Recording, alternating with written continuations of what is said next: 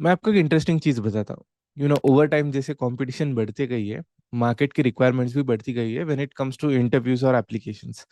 मैं जब स्कूल में था तब मेरे एक एल्डर ब्रदर थे जो जॉब के लिए अप्लाई करते थे।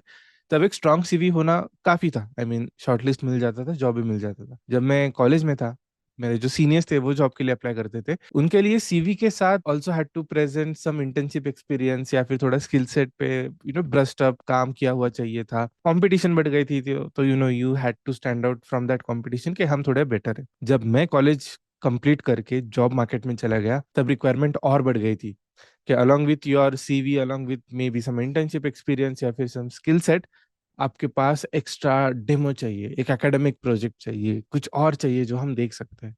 और आज की अगर मैं बात करूं तो इन सब चीजों के साथ आपको प्रोफाइल भी बिल्ड करनी पड़ती है, और सिर्फ प्रोफाइल नहीं, उस प्रोफाइल में प्रोजेक्ट्स भी डालने पड़ते हैं, तब जाके आपको इंटरव्यू शॉर्टलिस्ट मिलता है। और उसके बाद वो प्रोजेक्ट देखने के बाद there is a good chance आपको एक जॉब ऑफर मिल जाएगा। And I know this can be a challenge, but don't worry, आज के वीडियो में हम यही देखेंगे कि एक प्रोजेक्ट कैसे बिल्ड किया जाता है, उसके बेसिस पे एक प्रोफाइल को कैसे बिल्ड किया जाता है, और वो आप जब इंटरव्यू में प्रेजेंट करोगे, what all things you need to take care of.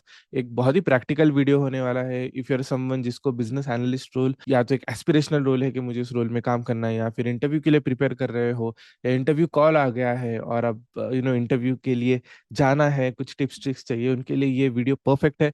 And तक जरूर देखना। चलिए शुरू करते हैं। तो बेसिक से शुरुआत करते कि ओवरऑल एक प्रोजेक्ट होता क्या है। अगर हम प्रोजेक्ट की बात करें तो ये होते हैं कि कुछ वर्क सैंपल्स जिसे आप दिखाकर अपनी प्रोफिशिएंसी और कॉम्पिटेंसी प्रूव कर सकते हैं। आसान भाषा में सोचिए कि आपको रियल एग्जांपल लेते हैं। चलो, माइक्रोसॉफ्ट में आपको बिजनेस एनालिस्ट का एक टारगेट रोल है जो अचीव करना है। उसके लिए आप क्या करोगे?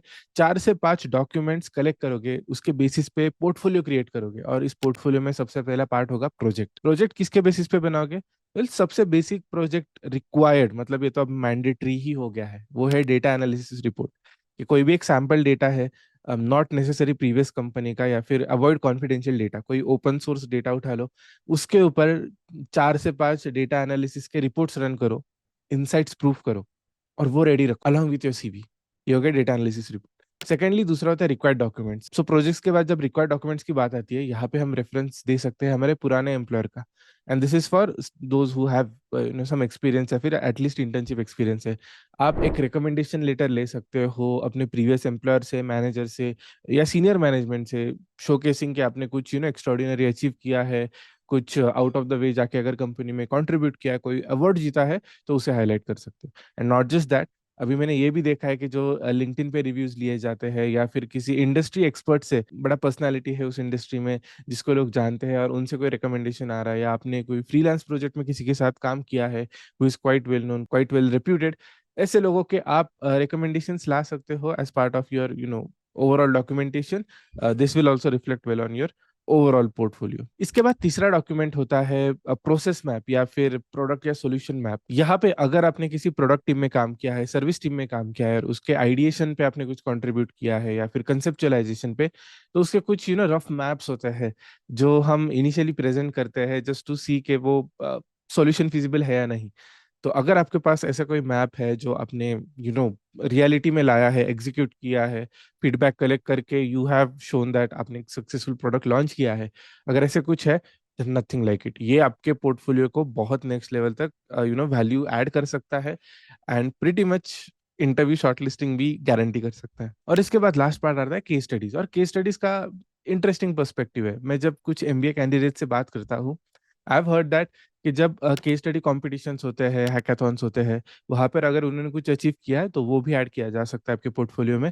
लेकिन अगर आपने नहीं किया है ओपन कॉम्पिटिशन्स में, तो आप एकेडमिक वर्ल्ड में भी अगर कोई केस स्टडीज सॉल्व करते हो विच आर क्वाइट नोन, बहुत वैल्यू है, कॉम्प्लेक्स केस स्टडीज है, कॉम्प्लेक्स सॉल्यूशंस लगता है, जैसे कि एचबीआर एक बहुत फेमस केस स्टडी आउटलेट है, हार्वर्ड बिजनेस रिव्यू, इनके case studies are well known worldwide. तो अगर एचबीआर की कोई कॉम्प्लेक्स केस स्टडी आपने सॉल्व की है and that is relevant to the job that you are applying for, तो आप ये भी मेंशन कर सकते हो कि ये आपने केस स्टडी सॉल्व की थी, और इसके कुछ एक्स्ट्राऑर्डिनरी सॉल्यूशंस या आउटपुट आपने दिए थे, where you can show your creativity plus critical thinking, जो एक बिजनेस एनालिस्ट को जरूरी होता है अपने जॉब रोल में। अभी आगे के डिटेल्स देने से पहले आई नो ये सारी चीज़ें can become a tricky thing to collect, कि हमें कैसे करना चाहिए, टेक्निकलिटीज क्या होनी चाहिए, क्या चीज़ें हाईलाइट करनी है, क्या स्किप करनी है।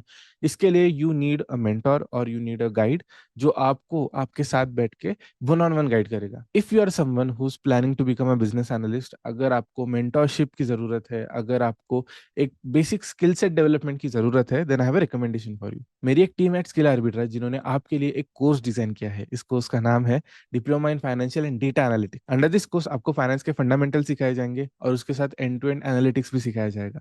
Eight the end of 6 months, मतलब after completion of this course, आपको एक सर्टिफिकेट दिया जाएगा। And at the end of 6 months, मतलब ये कोर्स खत्म होने के बाद, हमारी एक डेडिकेटेड प्लेसमेंट टीम है जो आपको सीवी बनाने में हेल्प करेगी, आपके मॉक इंटरव्यूज लेगी।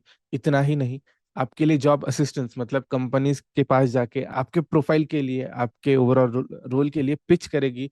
दिल get you an interview shortlist और आप वहां पे इंटरव्यू देके अपना ड्रीम जॉब लैंड कर सकते हो। तो if you are interested in this, मैंने इसकी लिंक डिस्क्रिप्शन में मेंशन कर दी है, डू चेक इट आउट। थोड़ा डिटेलिंग में जाते हैं कि चलो, अगर आप एक फ्रेशर हो और आप बिजनेस एनालिस्ट प्रोफाइल टारगेट कर रहे हो, तो आपको क्या करना चाहिए। वेल, नंबर वन, आपके पास एज सच एक्सपीरियंस तो है नहीं, तो आप दो चीजें कर सकते हो। एक तो है इंटर्नशिप टारगेट कर सकते हो, कि इंटर्नशिप का experience as a project convert करके आप शोकेस कर सकते हो, कि इन 2 मंथ्स या इन 3 months XYZ were your achievements, और वहाँ पे आप क्वांटिटेटिव डेटा को हाईलाइट करना, कि आपने कितने कस्टमर्स ऑनबोर्ड किए, या फिर कितने कस्टमर्स के ऊपर अपना जो भी प्रोडक्ट सर्विस है उसको पायलट रन किया, फीडबैक कलेक्ट किया, etcetera. Second thing, let's say आपको इंटर्नशिप नहीं मिला। In that case, usually graduation में ना, लास्ट ईयर में एक मेजर प्रोजेक्ट सबमिशन होता है। जैसे मैं तो बीकॉम कर रहा था, तो मेरे लिए fundamental analysis of stock market, ये मेरा लास्ट ईयर का प्रोजेक्ट था। ऑन कॉन्ट्री, मेरे जो एल्डर सिबलिंग है, उन्होंने मैकेनिकल इंजीनियरिंग में अपना ग्रेजुएशन किया है। तो उनके लास्ट ईयर में उन्होंने एज अ प्रोजेक्ट एक Formula 1 रेस कार के कुछ कंपोनेंट्स वगैरह बनाए थे, just to show how engines work and everything. तो ऐसे जो मेजर प्रोजेक्ट्स होते हैं, चाहे वो कंप्यूटर साइंस के हो, मैकेनिकल के हो, जो भी हो, शो के सब प्रोजेक्ट, उससे आपका हैंड्स ऑन एग्जीक्यूशन स्किल दिख के आता है। And there is a good chance के interview will be interested in asking more questions around it. अगर आपने सही से क्वेश्चंस दे दिए, देन यू आर थ्रू, फिर जॉब आपको मिल जाएगा। There is a good chance आपको जॉब ऑफर मिल जाएगा। सेकेंडली, जब मैं रिक्वायर्ड डॉक्यूमेंट्स की बात कर रहा था कि हम रिकमेंडेशन लेटर ले रहे हैं, इसमें मैं और एक डिटेल ऐड करता हूँ। अभी लेट्स से आप फ्रेशर हो, तो शायद थोड़ा डिफिकल्ट हो सकता है रिकमेंडेशन लेटर लेना, लेकिन इसमें भी एक ट्रिक है। लेट्स से कुछ कॉलेजेस होते हैं जहाँ पे जो प्रोफेसर्स होते हैं, वो कॉर्पोरेट से आफ्टर स्पेंडिंग सम टाइम वो आ जाते हैं, तो उनकी थोड़ी बहुत पहचान होती है, नेटवर्क होता है। So if you can take recommendation letter from your college professor, जिनकी एक XYZ कंपनी में पहचान है, और ये काफी ज्यादा IIT IIM प्रोफेसर के साथ तो बहुत होता है, कि वहीं से पास आउट हुए, उन प्रोफेसर से सीख के आगे गए हैं। So they have some level of admiration toward that professor, और उनसे जब एक रिकमेंडेशन लेटर आता है एक स्टूडेंट के लिए, हेल्प्स अ लॉट। तो यहाँ पे वो आप ऐड कर सकते हो। सेकेंडली, लेट्स से आपके पास थोड़ा एक्सपीरियंस है और आप एक स्पेसिफिक मार्केट में काम करना चाहते हो। जैसे मैंने यूरोपियन मार्केट में काम किया था when I was at Deutsch bank, Singapore market में काम किया था, आई थिंक US में थोड़ा ही किया था। बट मुझे सिंगापुर मार्केट इतना ज़्यादा पसंद नहीं था, बहुत स्ट्रिक्ट होते हैं, and I think to some extent वो चाइनीज कल्चर आ गया था, which kind of goes overboard, मतलब मैं तो कंफर्टेबल नहीं था उस कल्चर में।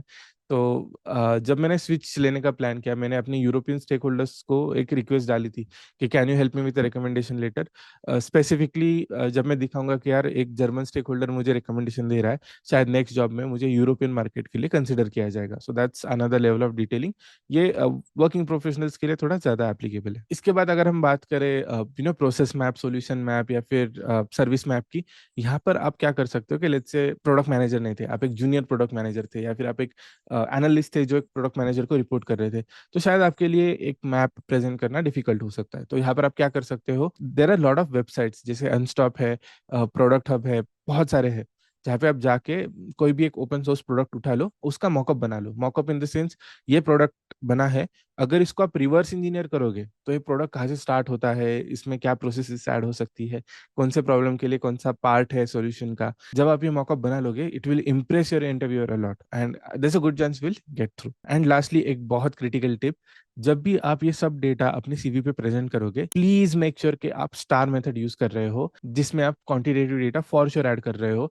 This can be a make और ब्रेक अपॉर्चुनिटी। जो business analyst, product managers, project managers होते हैं, they have a habit of relying on numbers. तो जब आप किसी भी CV पॉइंट में नंबर्स ऐड करते हो in terms of your achievement, performance, anything, that reflects well, और वो ज्यादा बिलीवेबल भी लगता है। सो I hope that's a helpful tip that will get you through. चलो, आई होप आपको इस वीडियो में एक्शनेबल इंसाइट्स मिले होंगे।